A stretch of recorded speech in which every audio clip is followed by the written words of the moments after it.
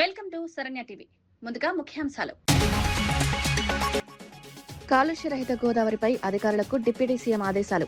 మురుగునీటి శుద్దిపై అధికారులను ప్రశ్నించిన పవన్, గోదావరిలోకి శుద్ది చేసిన నీరే విడుదల చేయాలన్న వ్యాఖ్య. గోదావరి పరీక్షల్లో నిర్లక్ష్యం వద్దన్న పవన్ కళ్యాణ్. ల్యాండ్ మాఫియాపై గవర్నర్ను కలిసిన కవిత. భూసేకరణ అక్రమాలను గవర్నర్ దృష్టికి తీసుకెళ్లిన కవిత, ప్రజల భూములను పరిరక్షణకు చర్యలు, ప్రజా సమస్యలపై పోరాటం.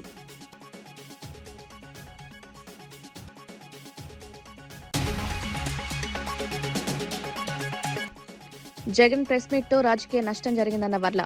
భస్మాసుర హస్తం తనపైనే పెట్టుకున్నారని రామయ్య. వైసీపీకి స్పష్టంగా మారిందన్న జగన్. ప్రజల్లో వైసీపీ నమ్మకం తగ్గిందని వెల్లడి.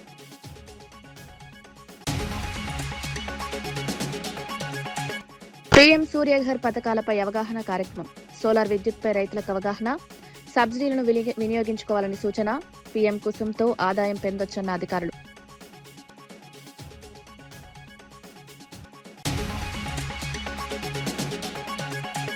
రీసర్వేపై జగన్ పై విమర్శలు చేసిన ధర్మాన ప్రసాదరావు. ప్రజల్లో అపోహలు సృష్టించారని విమర్శ. 2 ఏళ్ల పాలనలో చెప్పుకునే పనిలేదని వ్యాఖ్య. ప్రజలు వాస్తవాలు గమనిస్తున్నారని దరి.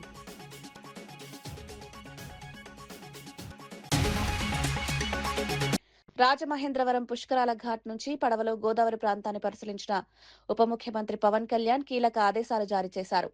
కాలుష్యరహిత గోదావరి లక్ష్యంతో పుష్కరాలను ప్రతిష్టాత్మకంగా నిర్వహించాలని అధికారులకు సూచించారు.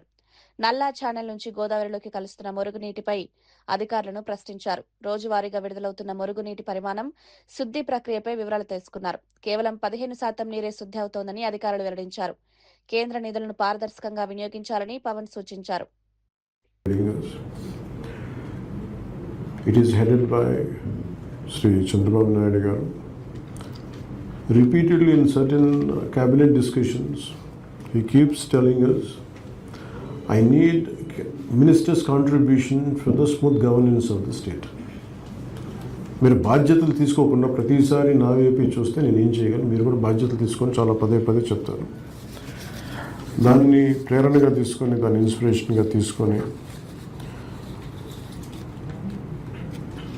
పర్యావరణానికి సంబంధించి ఎలాంటి ప్రశ్న వేయాలన్నా ప్రశ్నలు వచ్చినా కానీ దానికి సమాధానం నేనే చెప్పాల్సి వస్తుంది అసెంబ్లీలో.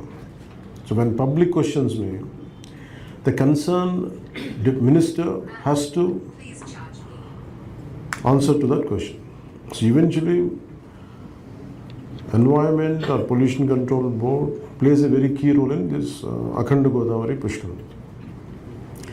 అలాగే పంచాయతీలకి అన్ని. డ్రైవర్ అశోక్ ను విధుల నుంచి తొలగించారంటూ వస్తున్న వార్తలు పూర్తిగా అవాస్తవమని మంత్రి పొన్నం ప్రభాకర్ స్పష్టం చేశారు.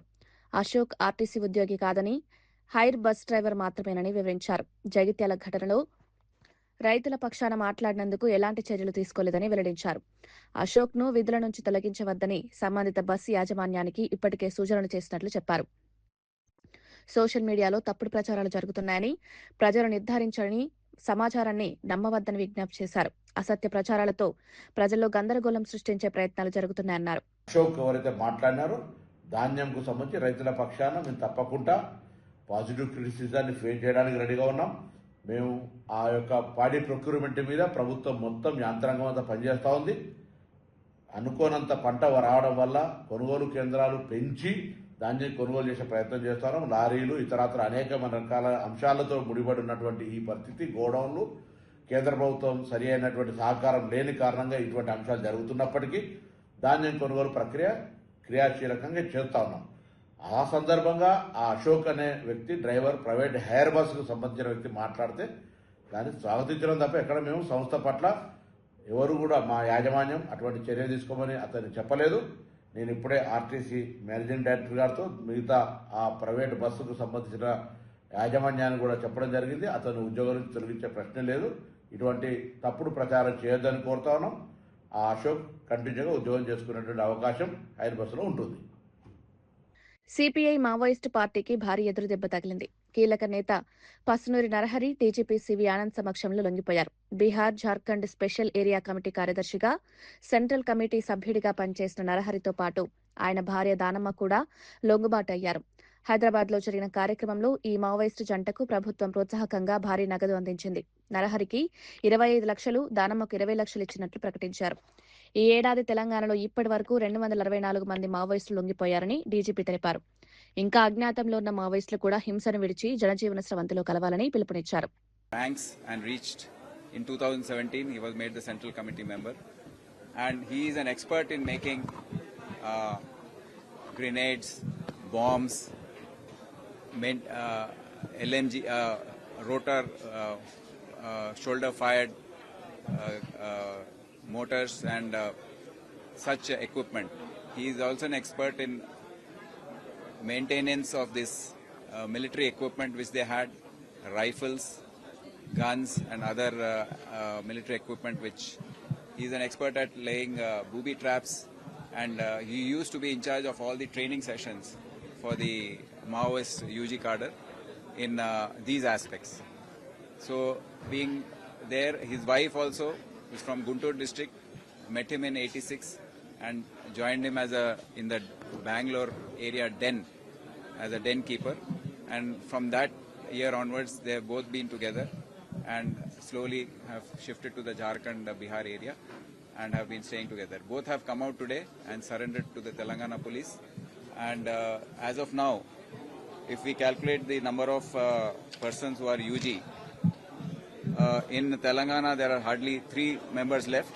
Those 3 are Muppal Lakshman Rao, the other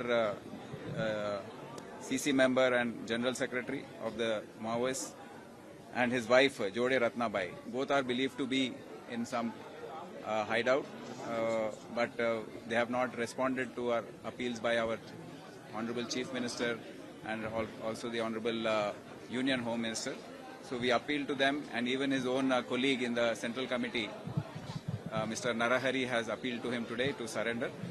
Then we have Vartha Shekhar alias Mangtu, who is also UG from Telangana.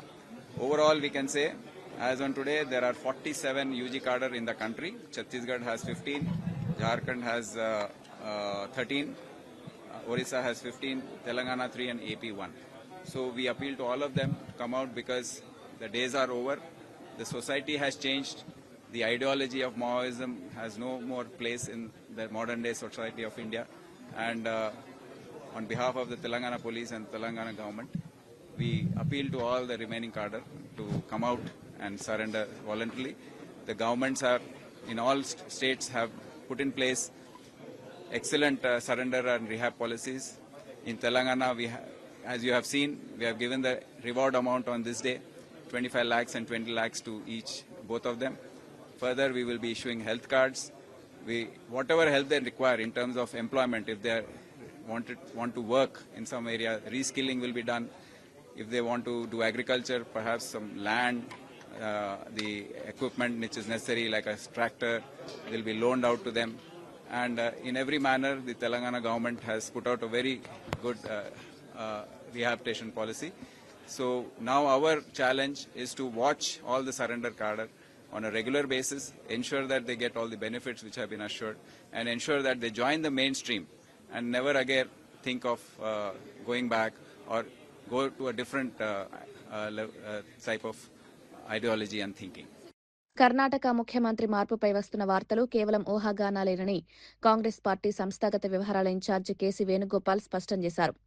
ఢిల్లీలో జరిగిన పార్టీ సమావేశం అనంతరం ఆయన మీడియాతో మాట్లాడారు. సమావేశంలో కేవలం రాజ్యసభ, ఎమ్మెల్సీ స్థానాల ఎంపికపై మాత్రమే చర్చ జరిగిందని తెలిపారు. సీఎం మార్పు అంశం అసలు చర్చకు రాలేదని తేల్చి చెప్పారు. అనవసర ప్రచారాలతో గందరగోళం సృష్టించే ప్రయత్నాలు జరుగుతున్నాయన్నారు. పార్టీ నిర్ణయాలు అధికారికంగా ప్రకటించడమేనని నమ్మాలని సూచించారు.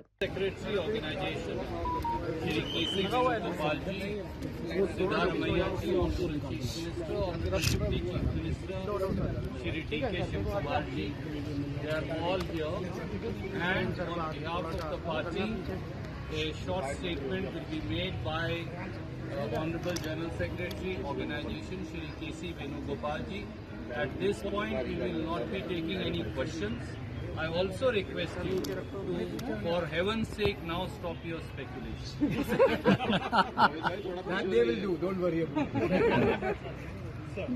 Friends, Today we had a Honorable Congress President Mallikarjuna Kharge ji and LOP Rahul Gandhi ji. Of course, CM Siddaramaiah ji, Deputy CM D.K. Shivakumar ji and General Secretary in charge of Karnataka and myself be part of the discussion. The entire discussion is only concentrated on coming Rajya Sabha elections and council elections of Karnataka. Whatever speculation you people are doing, that is మాజీ మంత్రి హరీష్ రావుకు TPCC chief Mahesh Kumar Goud ఘాటు counter ఇచ్చారు. Chevella declaration కు కాంగ్రెస్ పూర్తిగా కట్టుబడి ఉందని స్పష్టం చేశారు. గత ప్రభుత్వమే దళిత బంధు పేరిట దళితులను మోసం చేసిందని ఆరోపించారు. కాంగ్రెస్ ప్రభుత్వం దళితులకు స్పీకర్ పదవితో పాటు 4 మంత్రి పదవులు ఇచ్చిందని గుర్తు చేశారు. దళిత సంక్షేమంపై కార్యాచరణ ఉందన్నారు. ప్రజలను తప్పుదారి పట్టించే ప్రయత్నాలు చేస్తే వాస్తవాలు బయటపెడతామని హెచ్చరించారు. సంక్షేమ పథకాల అమలులో కాంగ్రెస్ ప్రభుత్వం చిత్తశుద్ధితో పనిచేస్తోందని పేర్కొన్నారు. మొట్టమొదటిసారిగా తెలంగాణ ప్రభుత్వం రేవంత్ రెడ్డి నేతృత్వంలో చేయబడింది. దాంతో పాటు వాళ్ళకు స్పీకర్తో పాటు 4 మంత్రి పదవులు దళిత వర్గానికి ఇచ్చిన ఘనత కాంగ్రెస్ పార్టీది. ఇది మాన్యులు ఖర్గే గారు, రాహుల్ గాంధీ గారి యొక్క చొరవ వల్ల రేవంత్ రెడ్డి గారు తన కేబినెట్లో 4 మంత్రులు తీసుకున్నారు. మీ హయాంలో ఒక డిప్యూటీ సీఎం చేసి అర్ధరాత్రి తల నరికినటువంటి సందర్భం, అర్ధరాత్రి బర్తరఫ్ చేశారు. మీరు దళితుల గురించి మాట్లాడితే దయ్యాలు వేదాలు వలిచినట్టుగా ఉంటాయి. పరిపూర్ణంగా దళితులకు న్యాయం చేస్తున్న పార్టీ కాంగ్రెస్ పార్టీ, కాంగ్రెస్ ప్రభుత్వం. రైతు ధర్నా చేస్తూ ఉన్నారు. ఇలా రైతులు ఆశ్చర్యం వ్యక్తం చేస్తూ ఉన్నారు.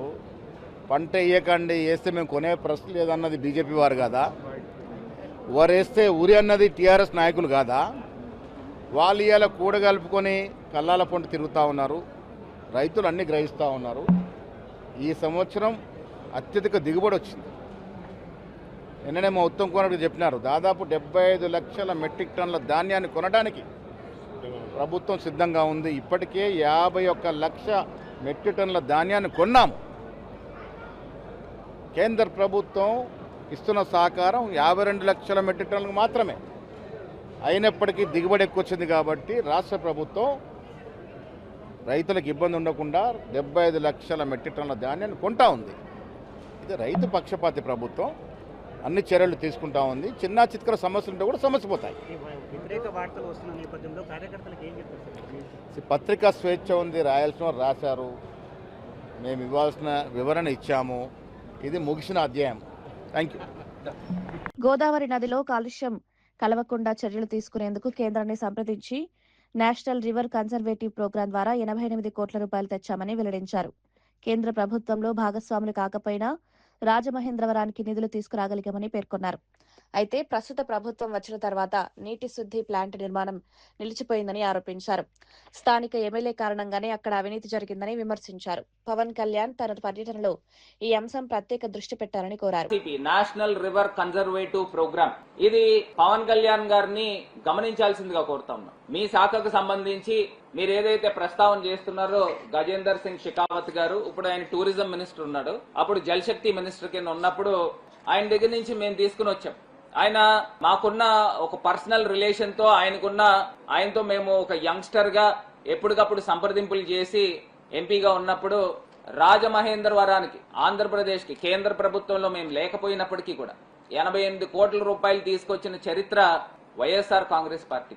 ఎందుకంటే గోదావరి నదికి ఒకే చోట ఇస్తారు, అంటే ఈ స్కీమ్ లో ఎన్ఆర్సీపీ స్కీమ్ లో అంటే వివిధ చోట్ల కూడా ఇవ్వచ్చు, కాకపోతే లిమిటెడ్ బడ్జెట్స్ ఉన్నాయి. వాళ్ళకి అక్కడ కేంద్ర ప్రభుత్వంలో మహారాష్ట్రలో కేంద్ర రాష్ట్ర ప్రభుత్వాలు వాళ్లే ఉన్నారు. గోదావరి అక్కడి నుంచి ప్రారంభం అవుతుంది. మన రాష్ట్రానికి ఇవ్వాల్సిన పని ఏం లేదు. అక్కడ మహారాష్ట్ర రాష్ట్రానికి ఇవ్వచ్చు. కానీ మేము పట్టు వదలని విక్రమార్కుల్లాగా 88 కోట్ల రూపాయలు సాధించుకున్న ఘనత జగనన్న ప్రభుత్వంలో జరిగింది ఎన్ఆర్సీపీ నుంచి. ఇప్పుడు నేను అడుగుతా ఉన్నా, పవన్ కళ్యాణ్ గారు చాలా శ్రమ చేసుకుని 2 రోజులు ప్రోగ్రాం పెట్టుకుని ఆయన మొత్తము గోదావరి పరివాహక ప్రాంతం అంతా కూడా విజిట్ చేస్తా ఉన్నారు. పేపర్ మిల్ లో ఏ రకంగా sewage water, unfiltered water, untreated water ఏ రకంగా గోదావరిలో కలుపుతా ఉన్నారో ఆ అంశాల గురించి ప్రశ్నలు లేవనెత్తుతున్నారో చాలా చాలా అభినందిస్తాం. రీసర్వే అంశంపై తప్పుడు ప్రచారాలతో ప్రజలను మోసం చేసి అధికారంలోకి వచ్చారని మాజీ మంత్రి ధర్మాన ప్రసాదరావు చంద్రబాబుపై విమర్శలు చేశారు. జగన్ మీ భూములు లాక్కుంటాడంటూ ప్రజల్లో అపోహలు సృష్టించారని ఆరోపించారు. 2 ఏళ్ల పాలనలో ప్రజలకు చెప్పుకునే ఒక్క మంచి పని కూడా చేయలేదని ప్రశ్నించారు. ఇసుక, మట్టి దోపిడీలు పెరిగిపోయాయని, అలాంటి వారిని నాయకులుగా చూపిస్తున్నారని మండిపడ్డారు. ప్రజల ఆస్తులను కాపాడాల్సిన బాధ్యత ఉన్నవారే దోపిడీలకు పాల్పడుతున్నారని ఆరోపించారు. ఎన్నికల సమయంలో ఇచ్చిన హామీలు అమలు చేయడంలో ప్రభుత్వం విఫలమైందన్నారు. ప్రజలు వాస్తవాలు గమనిస్తున్నారని తెలిపారు. మీరు వెళ్ళిపోతారా? ఇదా మీ నుంచి ఎక్స్పెక్ట్ చేసింది శ్రీకాకుళం ప్రజలు. 2 బడ్జెట్లలో 3,30,000 కోట్లు 3 బడ్జెట్లలో సమకూరిందని చెప్పాను. 3 లక్షల కోట్లు, 3,20,000 కోట్లు, 3,33,000 కోట్లు 3 బడ్జెట్లు ప్రవేశపెట్టారు మీరు వచ్చిన తర్వాత. ఇప్పుడే మీ 2 సంవత్సరాల్లో 3,60,000 కోట్లు అప్పు చేశారు. ఇంత మీకు సమకూరినటువంటి సంపద నుంచి ఈ జిల్లాకి, కాకపోతే ఇలాగే వెనుకబడినటువంటి రాయలసీమ ప్రాంతానికి, విశాఖపట్నం, ప్రకాశం లేదు విజయనగరం జిల్లాలకి వెనుకబడిన ప్రాంతాలు ప్రజలకు మీరు అందులో ఇచ్చినటువంటి నిధులేంటి, చేసినటువంటి సదుపాయాలేంటి, ఏం మీరు చేయగలిగారు? ఇక ఉన్న 3 సంవత్సరాలు మీ పరిపాలన గురించి ప్రజలకు. మహిళలను ఆర్థికంగా బలోపేతం చేయడమే సీఎం రేవంత్ రెడ్డి నేతృత్వంలోని ప్రజాప్రభుత్వ లక్ష్యమని Hyderabad agriculture market committee vice chairman Kotla Srinivas తెలిపారు. మహిళల సంక్షేమం కోసం ప్రభుత్వం ప్రవేశపెడుతున్న పథకాలు మంచి ఫలితాలిస్తున్నాయన్నారు. మహిళల అభివృద్ధికి ప్రభుత్వం ప్రత్యేక ప్రాధాన్యత ఇస్తోందని పేర్కొన్నారు. ఆర్థిక స్వావలంబన దిశగా మహిళలను ముందుకు తీసుకువెళ్లేలా పథకాలు రూపొందిస్తున్నారన్నారు. మహిళా సంఘాలు కూడా ప్రభుత్వ నిర్ణయాలపై సానుకూలంగా స్పందిస్తున్నాయని వెల్లడించారు. రాష్ట్ర అభివృద్ధిలో మహిళల పాత్ర కీలకమని గుర్తు చేశారు. తీసుకున్న నిర్ణయం దేశంలోనే ఒక చారిత్రాత్మక నిర్ణయంగా చెప్పడానికి ఎలాంటి అతిశక్తి లేని సందర్భంగా మనవి చేస్తాను. ఏకకాలంలో రాష్ట్రంలో 8,000 మహిళా శక్తి భవనాలను ప్రారంభించడం కోసం ఈరోజు రాష్ట్రంలో ఉన్న మహిళలందరూ కూడా మా ముఖ్యమంత్రి గారిపైన ప్రశంసల జల్లులు కురిపిస్తుంటే, అదేవిధంగా మహాలక్ష్మి స్కీమ్ కింద ఇప్పటికే మహిళల పట్ల మహిళా పక్షపాతి గౌరవ సీఎం రేవంత్ రెడ్డి గారని చెప్తా ఉన్నారు. ఈరోజు మహిళలందరూ కూడా ఆర్టీసీ బస్సులో ఎక్కడికి వెళ్ళినా, ఇటు అమ్మవారింటికి పోయినా, అమ్మవారి దర్శనానికి పోయినా, లేకుంటే వివిధ కార్యక్రమాలకు ఈ తెలంగాణ రాష్ట్రంలో ఎక్కడ తిరిగినా ఒక్క రూపాయి కూడా చెల్లించకుండా ఇలా ఆర్టీసీలో మహిళలకు ఒక సముచిత స్థానం కల్పించి ఉచిత బస్ టికెట్ చేస్తున్న ముఖ్యమంత్రి గారు ఈరోజు మరి మహిళలందరూ కూడా ఇవాళ వాళ్ళు మా తమ్ముడు రేవంత్ రెడ్డి గారని, మా బిడ్డ రేవంత్ రెడ్డి గారని ఇలా ప్రజాపాలనను దీవిస్తాడంలో ఎలాంటి అత్యశక్తి లేదు. గత ప్రభుత్వంలో మహిళలను పట్టించుకోలేదు. 10 సంవత్సరాలుగా కేసీఆర్ గారి నాయకత్వంలో ఉన్న ప్రభుత్వం కనీసం మహిళలకు మంత్రి పదవులు ఇవ్వలేదు. జగన్ నిర్వహించిన తాజా ప్రెస్ మీట్ తో రాజకీయంగా తానే ఇబ్బందులు పడిపోయారని టీడీపీ నేత వర్ల రామయ్య వ్యాఖ్యానించారు. రాజకీయ భస్మాసుర హస్తం తనపైనే పెట్టుకున్నారని ఎద్దేవా చేశారు. ప్రజలను ఆకట్టుకునే ప్రయత్నంలో చేసిన వ్యాఖ్యలు తిరిగి వైసీపీకి నష్టంగా మారాయన్నారు. వాస్తవాల కంటే ఆరోపణలకే ప్రాధాన్యమిస్తున్నారని విమర్శించారు. ప్రజలు ఇప్పుడు అన్ని విషయాలు గమనిస్తున్నారన్నారు. అభివృద్ధి, పాలనా అంశాలపై మాట్లాడకుండా రాజకీయ విమర్శలకే పరిమితమవుతున్నారని ఆరోపించారు. ప్రజల్లో వైసీపీపై నమ్మకం తగ్గిందని పేర్కొన్నారు. అక్కడే ఉండొచ్చు కదా, మీరు ఎందుకు రావద్దన్నారు మీ నాన్నగారు? What does it mean? అంటే దాని అర్థం ఏంటి? నీ ఒక ఆకతాయివి, నువ్వు ఒక అవినీతి పరుడివి, నువ్వు ఒక అరాచక శక్తివి, నీవు హైదరాబాద్ వచ్చి ఇక్కడ నాతో పాటు ఉంటే నా పదవికి కూడా ముప్పు వస్తుంది, కనుక నీవు రావద్దు అని చెప్పింది నిజం కాదా? కాదు అంటాం లేదు కదా. మీ అమ్మగారే రోషే గారితో మాట్లాడారు. ఇప్పుడు అదే చెప్పాను కదా, నేను వర్లరామయ్య చెబుతున్నదో మా నాయకులు చెబుతున్నదో కాదు. ఇప్పుడేం చెబుతారు సమాధానం? మీ వ్యవహార శైలికి ఏం సమాధానం చెబుతారు?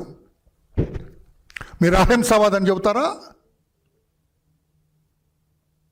మీరు పార్లమెంటుకు పోటీ చేయాలని ఉంది, నువ్వు రిజైన్ చేయి బాబాయ్ వివేకానంద రెడ్డి గారిని. బాబాయ్ నేను పార్లమెంటుకు పోటీ చేస్తానంటే ఆయన పాప ఇంకెంత 2-3 ఏళ్ళు ఉందిరా, ఆ టైం అయిపోయిన తర్వాత నువ్వే చేద్దు కానీ నెక్స్ట్ నేను చేయనంటే లాగి చెంప మీద కొట్టాడు. ఆయన లాగి చెంప మీద కొట్టాడు. కొడతావేంట్రా ఇదంటే మరలా కొట్టాడు లాగి. ఆ ప్రెస్ క్లిప్పింగ్ చూపించా, చెంప మీద కొట్టిన ప్రెస్. వివేకాపై 2 సార్లు చేసుకున్న జగన్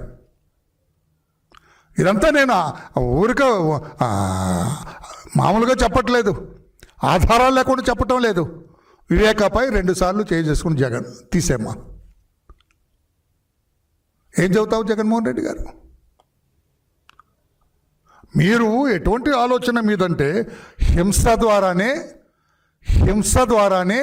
అవినీతి సొమ్ము ద్వారానే రాజకీయ హింస ద్వారా అవినీతి సొమ్ము ద్వారానే రాజకీయ వైకుంఠపాలిలో విజయం సాధించాలనే ఆకాంక్ష మీది, ఆలోచన మీది. నిజం కదా? హింస, అవినీతి, ఈ రాజకీయ వైకుంఠపాలిలో విజయం సాధించాలనేది మీ ఆలోచన. అందుకోసమే కదా మీ నాన్నగారి ముఖ్యమంత్రిత్వాన్ని అడ్డు పెట్టుకొని 1,00,000 కోట్లు దండుకొని హైదరాబాద్లోని లోక్ భవన్లో తెలంగాణ గవర్నర్ శివప్రతాప్ శుక్లాను టీఆర్ఎస్ అధినేత్రి కల్వకుంట్ల కవిత మర్యాదపూర్వకంగా కలిశారు. రాష్ట్రంలో పెరుగుతున్న ల్యాండ్ మాఫియా అక్రమాలు, వివాదాస్పద భూసేకరణల అంశాలను గవర్నర్ దృష్టికి తీసుకువెళ్లారు. భూసేకరణల పేరుతో జరుగుతున్న అక్రమాలపై ఫిర్యాదు చేసినట్లు సమాచారం. ప్రజల భూముల పరిరక్షణకు చర్యలు తీసుకోవాలని కోరినట్లు తెలుస్తోంది. భూ వ్యవహారాల్లో పారదర్శకత ఉండాలని కవిత అభిప్రాయపడ్డారు. ప్రజా సమస్యలపై పోరాటం కొనసాగుతుందని స్పష్టం చేశారు. Because of the political interference, it is also the issue of Parigi industrial lands acquisition, where the Industrial Infrastructure Corporation of Telangana has not followed any norms or any rules, but they are directly taking away poor people's lands, assignment lands, SC/ST, BC people's lands, and leaving away the lands of the biggest landlords. It is really unfortunate that selective justice is being given in Telangana today under the Congress government. We are severely condemning this kind of attitude. We are demanding the government to stand with the poor people of this state. Unfortunately, since the government is not standing with the poor people, we have represented to the Honorable Governor, hoping that there will be some kind of inquiry into all these issues. Myself from TRS and Honorable Dr. Vishardhan Garu from Dharma Samaj Party, both of us have together represented on all these issues. We are hoping that the Honorable Governor Garu will intervene and get some justice to these poor people. Thank you. Jai Telangana. What's the future course of action if this doesn't work? ప్రత్యేక voter జాబితా సవరణ ప్రక్రియ రాష్ట్ర వ్యాప్తంగా పారదర్శకంగా జరుగుతోందని రాష్ట్ర ప్రధాన ఎన్నికల అధికారి వివేక్ యాదవ్ తెలిపారు. సచివాలయంలో రాజకీయ పార్టీల ప్రతినిధులతో జరిగిన సమావేశంలో ఆయన ఈ వివరాలు వెల్లడించారు. ప్రతి అర్హుడైన ఓటర్ జాబితాలో ఉండేలా చర్యలు తీసుకుంటున్నామన్నారు. రాజకీయ పార్టీలు మరింత బూత్ లెవెల్ ఏజెంట్లను నియమించాలని సూచించారు. ఇప్పటికే జాబితాలో ఉన్నవారు కేవలం ఎన్యూమరేషన్ ఫామ్ సమర్పిస్తే సరిపోతుందని వివరించారు. జూలై 21న ముసాయిదా ఓటర్ జాబితా విడుదల చేస్తామని, సెప్టెంబర్ 22న తుది జాబితా ప్రకటిస్తామని తెలిపారు. వాళ్ళని నమోదు చేయడంలో గానీ చాలా పారదర్శకమైనటువంటి విధానంతో ఎన్నికల కమిషన్ వ్యవహరిస్తుంది. ప్రజలందరూ కూడా స్వాగతిస్తున్నారు. ఎన్నికల వ్యవస్థ మీద ఈ దేశంలో ఉన్నటువంటి ప్రజలందరూ కూడా విశ్వాసం ఉంది. ఆ విధంగానే పారదర్శకంగా ఎన్నికల వ్యవస్థ మరింతగా ముందుకు పోతుంది. దానికి రాజకీయ పార్టీగా మేమందరం కూడా సహకరిస్తామని చెప్పడం జరిగింది. ఉద్దేశపూర్వకంగా నిందివేసేటువంటి ప్రయత్నం కొన్ని రాజకీయ పార్టీలు చేస్తున్నాయి. దాన్ని ప్రజలు విశ్వసించేటువంటి స్థితిలో లేరు. బయట రాష్ట్రాల్లో ఎస్ఐఆర్ సందర్భంగా జరిగినటువంటి ఓటర్ల ఎత్తివేత కార్యక్రమం అనేది ఈ రాష్ట్రంలో జరగటానికి వీల్లేదు. దానికి అన్ని రకాల బాధ్యతను మీరే తీసుకోవాలి. బిఎల్ఓలు ఇంటింటికి ఓటర్లని ఎన్యూమినేట్ చేయడానికి వెళ్ళినప్పుడు ఖచ్చితంగా బిఎల్ఏని కూడా కంపల్సరీ ఎంపడబెట్టుకుని వెళ్లాలని చెప్పని, 18 సంవత్సరాలు నిండినటువంటి ఏ జెన్యున్ ఓటర్ కూడా ఓటు లేకుండా ఆంధ్రప్రదేశ్ రాష్ట్రంలో ఉండకూడదని చెప్పని, డబుల్ ఓటు దొంగ ఓటు ఉండకుండా చూడాల్సిన బాధ్యత కూడా మీ మీద ఉందని చెప్పని కూడా వైఎస్ఆర్ కాంగ్రెస్ పార్టీ గట్టిగా వారిని కోరడం జరిగింది. యువతకు ఉపాధి అవకాశాలు కల్పించడమే కూటమి ప్రభుత్వ ప్రధాన లక్ష్యమని ఎమ్మెల్యే గజపతిరాజు తెలిపారు. విజయనగరం ప్రభుత్వ ఐటీఐ కళాశాలలో నిర్వహించిన క్యాంపస్ ప్లేస్మెంట్ డ్రైవ్ 2026 కార్యక్రమాన్ని ఆమె ప్రారంభించారు.